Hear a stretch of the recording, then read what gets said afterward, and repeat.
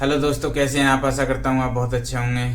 स्वागत है आपका एसएससी बैटलफील्ड में। तो दोस्तों आज हम रिव्यू करने वाले हैं एसएससी सीजीएल मेंस 2025 का, जिसे मैंने खुद से अटेम्प्ट किया है, इसलिए आपको कंप्लीट और एकदम सही सही एनालिसिस यहाँ मिलने वाला है। तो चलिए दोस्तों शुरू करते हैं। सबसे पहले हम बात कर लेते हैं रीजनिंग की। रीजनिंग सबसे दोस्तों जो मैं कहूँगा कंप्यूटर को मिला के 5 सब्जेक्ट हैं टोटल मेंस में, उनमें सबसे हलवा जो आई थी वो रीजनिंग ही आई थी। 27 से 28 क्वेश्चन तो बिल्कुल इजीली डुएबल थे, डायरेक्ट क्वेश्चन दिए हुए थे। एक से दो तीन क्वेश्चन ऐसे थे जो थोड़ा दिमाग लगाने पे हो जा रहे थे। 29 से 30 क्वेश्चन ज़्यादातर लोग करके आए हैं, तो इसलिए इस पर ज़्यादा बात ना करें तो ही अच्छा है। अब बात करते हैं आगे हम मैथ्स की। तो दोस्तों मैथ्स में मैं कहूँगा मैथ्स आया था मॉडरेट या मॉडरेट टू टफ की कैटेगरी में मैं मैथ्स को रखूंगा। क्यों दोस्तों, क्योंकि 20 से 22 क्वेश्चन ऐसे थे मैथ्स में जो इजीली डुएबल थे। हालांकि थोड़े से लेंदी थे अर्थमेटिक वगैरह क्वेश्चन, पर इजीली डुएबल थे। पर उसके आगे जो 4 से 5 क्वेश्चन जिसने भी किए होंगे उनकी बहुत अच्छी तैयारी रही होगी दोस्तों, क्योंकि ऐसा तो बहुत कम ही बच्चे होंगे जिन्होंने 28 से 30 क्वेश्चन करे होंगे, क्योंकि मैथ्स इतना भी इजी नहीं था। डायरेक्ट क्वेश्चन नहीं थे। मेंसुरेशन के तो 5 से 6 क्वेश्चन थे 2D और 3D से टोटल, और जो 3D के कुछ 1-2 क्वेश्चन थे वो तो ऐसे थे जो आउट ऑफ नॉर्मल सिलेबस थे। मतलब उन्हें हम बहुत ज़्यादा लोगों ने ऐसे रूल पढ़े भी नहीं होते हैं। खुद मैंने मैथ्स में बस 26 अटेम्प्ट करे थे। उसके आगे मेरे पास समय था तब भी, लेकिन चूंकि फॉर्मूला ही नहीं पता था, डायरेक्ट क्वेश्चन ही नहीं थे, तो इसलिए मैं उससे आगे नहीं कर पाया। बाकी मैंने रीजनिंग में तो 30 अटेम्प्ट कर लिए थे। उसके बाद मैं मैथ्स में लगा था, पर मेरे पास समय भी था, लेकिन मैं कर नहीं पाया दोस्तों, क्योंकि question he out of syllabus थे थोड़ा सा। और जो बातें कर रहे हैं कि हम हमारे बैच से आया, हमारे यहाँ से आया, मैं किसी को देख रहा था कि कॉल पे बात कर रहे हैं बच्चों से, मैंने कहा था पिरामिड पढ़ लेना। तो ऐसा कोई भगवान के भैया तो है नहीं दोस्तों की बिल्कुल जो उन्होंने कहा उसी में से आ जाए। और दूसरी चीज़ ये भी है कि मैथ्स आया ही इतना मॉडरेट या टफ था कि 30 में से 30 क्वेश्चन करना बहुत ही कैड़ी बात थी, क्योंकि पेपर में अलग ही लेवल का एक जो बच्चे के दिमाग पे जो अलग ही लेवल का स्ट्रेस रहता है, उस टाइम तनाव रहता है, उसमें आधी चीज़ें तो वो वैसे ही भूल जाता है। इसलिए मैथ्स में 30 में से 30 क्वेश्चन करना मुझे नहीं लगता कि इसमें पॉसिबल था। बहुत एक्स्ट्रा ऑर्डिनरी बच्चे करके आए होंगे 30 में से 30। अब बात कर लेते हैं दोस्तों इंग्लिश की।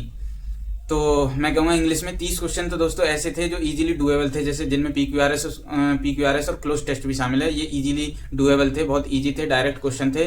पर दोस्तों मैं पैसेज की बात करूँ, पैसेज ने इंग्लिश को टफ बना दिया, क्योंकि दोस्तों 45 में से अगर 15 क्वेश्चन आपके टफ आ जाएं तो वो सेक्शन फिर टफ ही हुआ। 45 क्वेश्चन इंग्लिश के आते हैं, उनमें से 15 क्वेश्चन पैसेज के थे। एक पैसेज था बैंक के ऊपर, और एक था प्राइड एंड प्रेजुडिस करके था, एक था मनरेगा से, जो मैंने सुना कि द हिंदुस्तान में से सीधे ही आ गया था।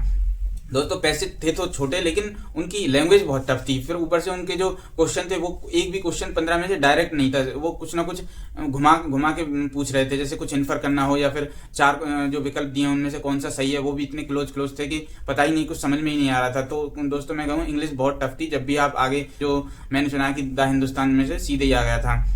दोस्तों पैसे थे तो छोटे, लेकिन उनकी लैंग्वेज बहुत टफ थी। फिर ऊपर से उनके जो क्वेश्चन थे वो एक भी क्वेश्चन 15 में से डायरेक्ट नहीं था, वो कुछ ना कुछ घुमा के पूछ रहे थे, जैसे कुछ इन्फर करना हो, या फिर 4 जो विकल्प दिए उनमें से कौन सा सही है, वो भी इतने क्लोज थे कि पता ही नहीं, कुछ समझ में ही नहीं आ रहा था। तो दोस्तों मैं कहूँ इंग्लिश बहुत टफ थी। जब भी आप आगे मेंस ये 2026 की, जब भी सीजीएल 2026 की आप तैयारी करना शुरू करें, तो इंग्लिश पे और रीडिंग कॉम्प्रिहेंशन पे विशेष ध्यान दें। इसके अलावा हम अब बात करते हैं जीके की। जीके जीएस में दोस्तों मैं कहूँगा ये बहुत ही रिलीवेंट आई थी। हालांकि मॉडरेट थी, बहुत इजी भी नहीं थी, लेकिन बहुत रिलीवेंट क्वेश्चन आए थे। कॉन्सेप्ट पूछे थे, बहुत उल्टी सीधी करंट अफेयर नहीं आई थी, कोई बहुत ज़्यादा 3-4 साल पुरानी करंट अफेयर नहीं आई थी, हाल ही की करंट अफेयर थी।